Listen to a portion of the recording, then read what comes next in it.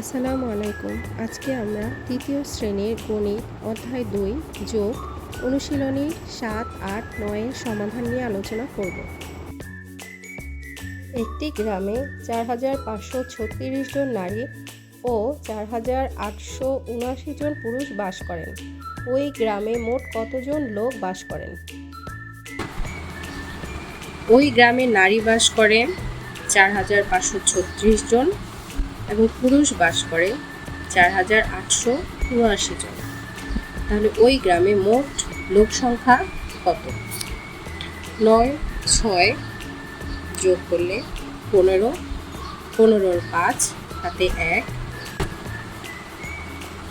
৭, ৩ যোগ করলে ১০ এবং হাতের ১, ১১ হাতে ১ আছে, ৮, ৫ ১৩, ১৩ আর ১ ১৪, ১৪ ৪ হাতে ১, ৪ ৪ ৮ আর ১ ৯।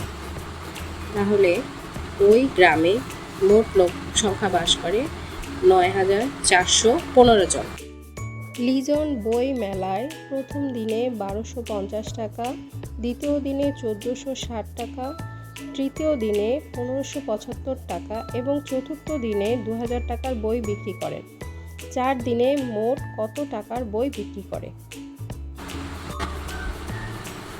প্রথম দিন বিক্রি করে ১,২৫০ টাকার বই, দ্বিতীয় দিন বিক্রি করে ১,৪৬০ টাকার বই, তৃতীয় দিন বিক্রি করে ১,৫৭৫ টাকার বই এবং চতুর্থ দিন ২,০০০ টাকার বই বিক্রি করা হয়।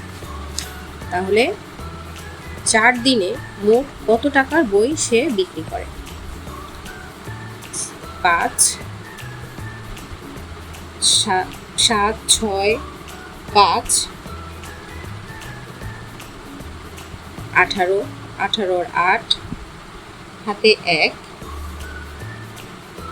৪ ৫ ৯, ৯ ২ ১১ এবং হাতের ১, ১২, ১২ ২ হাতে ১, ২ ১ ৩ ৪ ৫ এবং হাতের ১, ৬।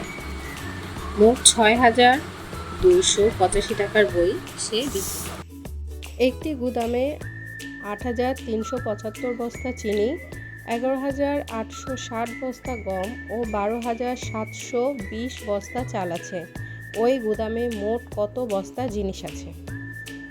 একটি গুদামে চিনি আছে ৮,৩৭৫ বস্তা, গম আছে ১১,৮৬০ বস্তা এবং চাল আছে ১২,৭২০ বস্তা। ওই গুদামে মোট কতগুলো জিনিস আছে? ৫, ৬, ৭ এবং ২, ১৫, ১৫ ৫ হাতে ১, ৮ ৭ ৩ ১৮, ১৮ আর ১৯, ১৯-এর ৯ হাতে ১, ৮ ৯ ১০ ১১ হাতে ১ ১২, ১২ ২ হাতে ১, ১ ১ ২ হাতে ১ ৩। মোট ৩২,৯৫৫ বস্তা জিনিস আছে। ৩৫৫ যোগ ১৮০ যোগ ৪৮৯ সমান কত হয়? বাক্যটি দিয়ে একটি গল্প তৈরি করি।